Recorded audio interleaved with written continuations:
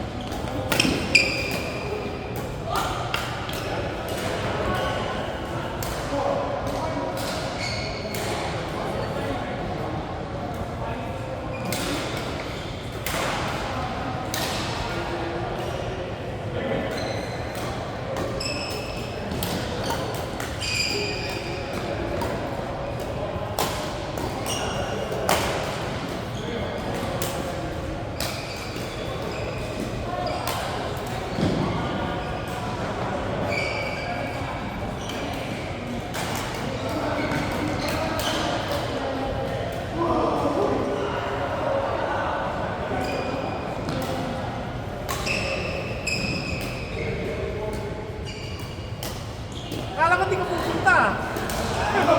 Late ako nag-chat eh. Busy ka kanina eh. Ayos. Kanina ka ba? 6:10? Di pa nga sila nag-start. Ay, totoo ba? Alas na nag-start. Gantay pala muna tayo. Hindi, set na po. Set na? Okay.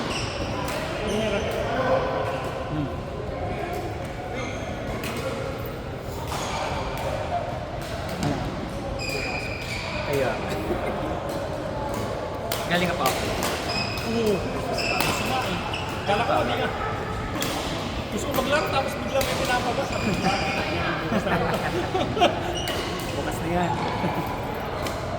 Magbibigay, alas 4 may baksan. Ginagawa mo na natin. Bukas na yan. Ang ginagawa niyo na. Sabi ko, Miss Jen, hindi pa ako punta.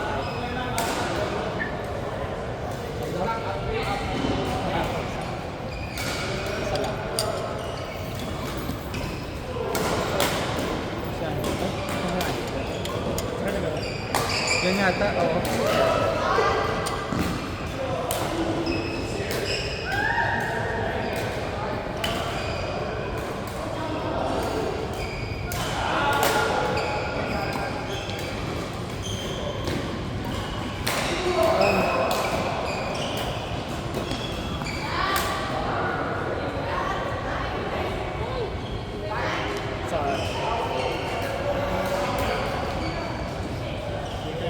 Trading muna ako. Trading ka? Ano ka? Action trading ka ba? Forex. Forex. Login yun. Text. Text kasi nalagyan ng deposit. Text. Mga text. Medyo risky kasi tas down talaga yata ngayon. Pero long term ano naman eh. Long term na. Ang malas mo nga, pero every time na papasok ako sa mga doon, ano siya, parang naki-hype siya. Tapos kung kailan na medyo settled na ako, doon bumababa. So malas ko naman sa timing talaga. Magkano rin yan? Recover. So ikaw, ano ka? Purely Forex or may ano ka din? Stocks. Ano yung Stocks. oh, marami talaga. GameStop ako. Ha? GameStop? Mga meme stocks. Ano? GameStocks? Oh, yeah. Meme stocks, mga GameStop. Totoo ganun. Sana nag-sweserte naman. Sa mga memes. Yeah, before. Totoo ba? So, di ba yun yung grabe yung... Kumita ako dati nung Ano pinaka-ano mo? Nung COVID ba yan? COVID days. Pero binenta ko, pinili ko rin, natalo rin. Natalo rin. So parang in effect, Ang net. basta pinakamalaki ko, Bitcoin talaga. Oh, totoo. So far. Parang The mababa. best. Ay, ano ba ngayon with Bitcoin? 60 plus, 60 plus ako. 64. Yeah. Isipin mo, nabili ko dati 600. Meron akong 8 Bitcoin. Ngayon? Dati. Pero binenta mo na? Binenta ko nung 21. Nung 2012, medyo hype yan eh. Yung 21,000. Nung 21K na? Oh my God. Oh my God. Ang yaman. Nakabahid ako ng utang ko dati. Totoo. As in talaga So ako. grabe, so 600, so that is before COVID? Oo. Ang galing. 2022 yun. 23. Nabili ko pa siya ng 100. Nabili ko pa siya ng... Nung kailan ba yun? Hindi. Balikan ko yung mga ano ko. Ang galing naman. Nabili ko ng 2014. 24. Ang tagal na ha? Tagal. Tapos binenta ko lang nung nag-21. Saan Pero okay nakinip? naman. Saan nakinip ko nga eh? Mali eh. Kasi nag 120. Kasi nung bumabagsak, nag-25 yun, 28. Okay na, kung nag-21 sabi ko, kinabahan ako, binenta ko. Kasi na-FOMO. Pero bumagsak ng ano yun, hanggang 3,000. Yun ang 3K din. Oo, tapos biglang anak ng tipaklong 50K kaagad, tapos 70, 100, Last year ba di nung ba? 120 siya? 115, 120, ganyan. So ano talaga eh. Well, Pero grabe, ang tapang mo din para mag-invest to something na unsure. no, 2014. yeah. Kasi nung umpisa pa lang yan, di ba, wala Wala naman talaga siya. pang alam-alam ng mga ano. Pero for 600 bucks para sa isang sinusubo lang ko, Sure sa... di ba? Oo. So nag-start ako ano lang, Tapos maliit isang eh. Bitcoin lang. 5K yun. Yeah. Isang Bitcoin. Ano pa yun, manual pa yun Manual pa. Sa talagang crypto wallet. Ano Ay, talaga? ganun talaga? Oo. Okay. Wala pa yung dati mga Robinhood. Wala pa yun. Yeah. So actually nung pandemic, na ano ko din yung mga wallet na yun eh. Kasi medyo encourage kasi ako dun sa mga meme coins na dati. Oo, yun. Kaya yun doon ang FOMO. So, grabe talaga, nakakadala talaga yun. Nadik ako sa Dogecoin. Dogecoin. Pumasok ako sa Dogecoin, too late na. Pero Nanalo ka din doon? Panalo. Nanalo. tapos nabawi din ng iba. pawi rin ng iba. Dami kong talo sa stocks. Sa stock. Kumita ako sa Neo. Pero siya rin yung nagpatalo sa Sa akin. din Sandayan. Okay. Alam mo? Stocks to? Oo, ano Parang narinig ko yung sandaya. Sandayan is parang ano tawag doon. Yung weeds. Okay. So, Canada weeds. Canada stocks. Oo. Hindi ako naka-recover doon yata. Parang lugi ko doon na halos mga 10K. So, Bitcoin ako, GameStop. Ang GameStop, ano naman itong GameStop? Hmm? Ano yung GameStop? Di ba store yan ng ano? Oh yeah, store. Ano? Pero, na uso yan dahil kay Kitty, ano? Di ba? Nag-investigate pa yan, di ba ang Senate? Yeah. Paano siya... Parang wala kasing... Sir, anong platform?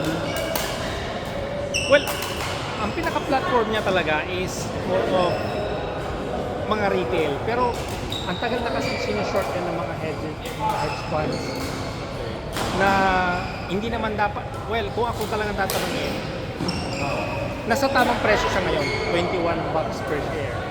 Yun yung tama niyang presyo ngayon. Pero dati talagang sinishort yan, $1 per share ng mga hedge fund.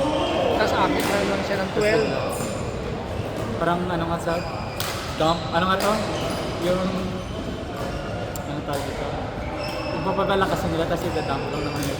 Oh yeah. Yung term nga dyan. Yeah. Buy and dump yan. Yung ganun ang ginagawa ng mga hedge fund. So, ang ginawa nung tumalo yata ng $1, bumili lahat ng mga yung mga fund nitong including me before. So, bumili kang... Parang ganun yung dati Tapos biglang nag-shoot up. Di ba, umakyat yan hanggang 250 per share. Oh. 375, tapos Ay. maraming Galing. sambahan din.